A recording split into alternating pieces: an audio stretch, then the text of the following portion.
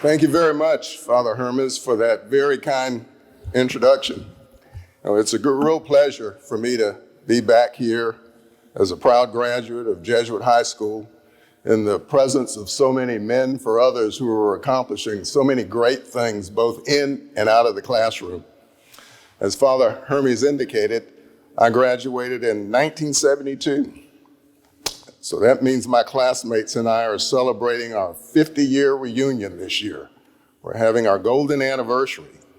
And I can tell you it's a lot of fun for us to get back together again.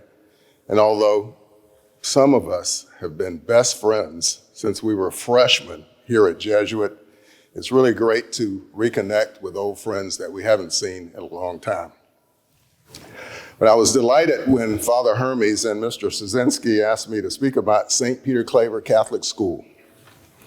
Your education here at Jesuit would not be complete unless you know about and can speak about the oldest continuously operating historically black school in the entire state of Florida and one of the first Catholic schools in the Tampa Bay area. It's an institution with historical significance in our community. So I'm going to start from the very beginning. It was founded in 1893 by the Jesuit priests at Sacred Heart Church downtown. They purchased property on Morgan Street, which is one block away from where Sacred Heart Church stands right now. And they purchased the property for the purpose of establishing a school to educate the children of the African American community in Tampa. The next year, the school began operating with 16 students, and they were taught by the Sisters of the Holy Names of Jesus and Mary. This is the same order who a few years earlier established the Academy of the Holy Names on Bayshore Boulevard. But a few months after it opened, the school was destroyed in an arson fire. There was a note tacked to an oak tree in front of the ruins, and it said, "We have no ill feelings about the Catholic Church, but we will not submit to a black school in a white community." The note said, "If you build it back, we're gonna burn it down again." And the note also said that if you build it back again, the convent and the Catholic churches in the community would suffer the same fate. The note ended by saying, "Remember, this is positive." And the note was published in the Tampa Daily News. So what did the Jesuit fathers do? The Jesuit fathers and the bishop purchased a plot of land and a home on the corner of Scott and Governor Street, halfway between downtown Tampa and Ybor City. And that's where the school stands today. And they began classes in a small wooden structure, and by the end of the year, the school had 80 students. There's a large 2-story red brick building that still stands today that was built in 1929. And the sisters who operated the school gradually extended it to the higher grades, including a high school. And a church was built there a few years later, right next door to the school. In fact, it's the church where my parents were married in 1954. And there was an annex erected, a science lab was added, and the structure remains as it is today. Over the years, St. Peter Claver has remained committed to its mission to provide students with a nurturing environment, a quality education, with a moral and a spiritual foundation. The students there receive individual attention. That's one of the benefits of attending St. Peter Claver, is you get so much individual attention, and the school is proud of the fact that it has one of the lowest teacher-to-student ratios in the state of Florida.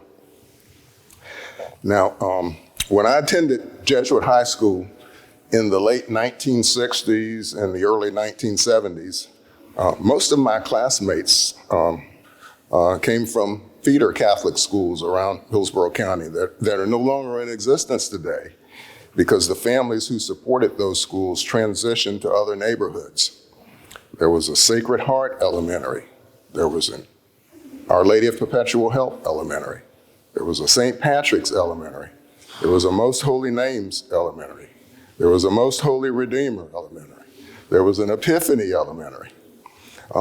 In fact, I have to confess, Father Hermes, that I actually transferred to St. Joseph's Catholic School, which is closer to where my family lived in West Tampa. So I only attended St. Peter Claver in the second and the third grades. But those schools closed because of financial reasons. But St. Peter Claver has endured, and although it experienced tough times financially, it remains strong today. And the reason that it has endured is because of its proud history and its alumni and the generosity of donors, several of whom are graduates of Jesuit High School. They didn't attend St. Peter Claver, but they appreciate the benefits of a Catholic education. Donors like Joseph Capitano, an entrepreneur in the oil business, Jesuit High School class of 1954, has been very generous in assisting St. Peter Claver and helping it keep its doors open. Richard Gonsmart, class of 1971, and owner of the Columbia restaurant chain, has been very generous to help St. Peter Claver keep its doors open. These are donors who appreciate the historical significance of the school and the benefit its student body continues to receive year after year. Derek Jeter, the former New York Yankee, has been a big benefactor in the past.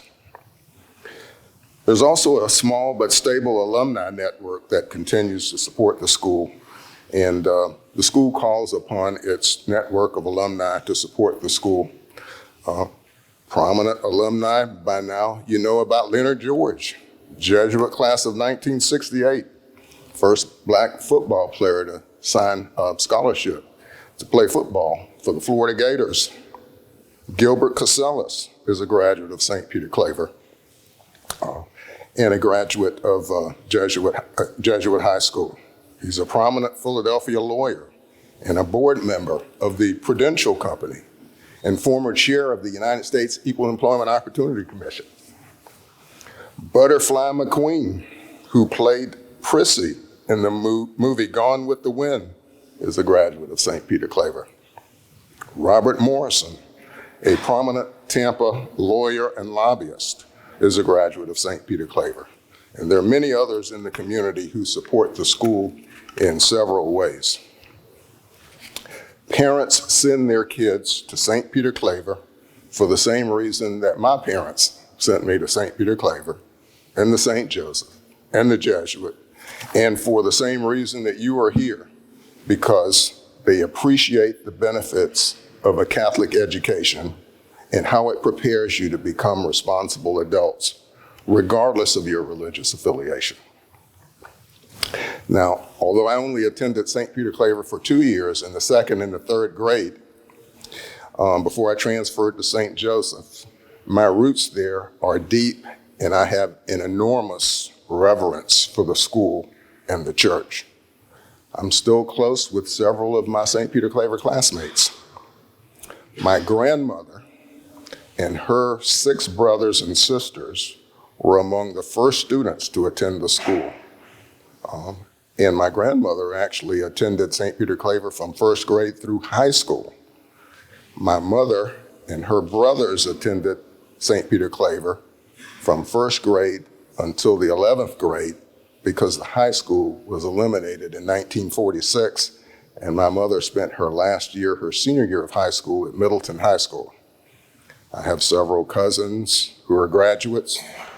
Just about everyone in my family, 3 generations deep, were all baptized there, received their first communions there. The men in my family were altar servers there. As a matter of fact, a few years after St. Peter Claver Church opened its doors, my grandmother's sister, Corinne Mattei, was the first person to be married in the church. And so those of us who've had the privilege of attending St. Peter Claver are very grateful for the initiative and the perseverance of the Jesuit fathers and the Sisters of the Holy Names of Jesus and Mary for the gift of St. Peter Claver Church and School to our community. They founded the church and the school, and they named it appropriately after St. Peter Claver, San Pedro Claver, a Jesuit priest. He was born in Spain, but he immigrated to Cartagena, Colombia, and he dedicated his life's work to aiding and relieving the suffering of enslaved Africans by providing them with food, medicine, and comfort.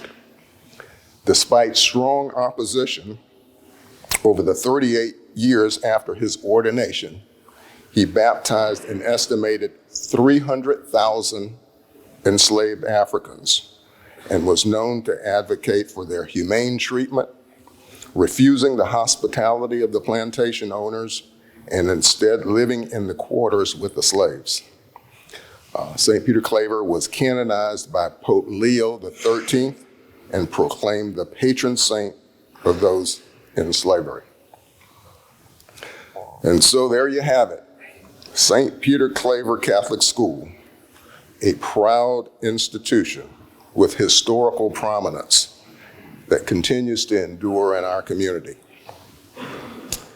I hope that you're all enjoying your time here at Jesuit. As Father Hermes indicated, I attended Catholic schools my entire life, including my undergraduate and law degrees from Notre Dame.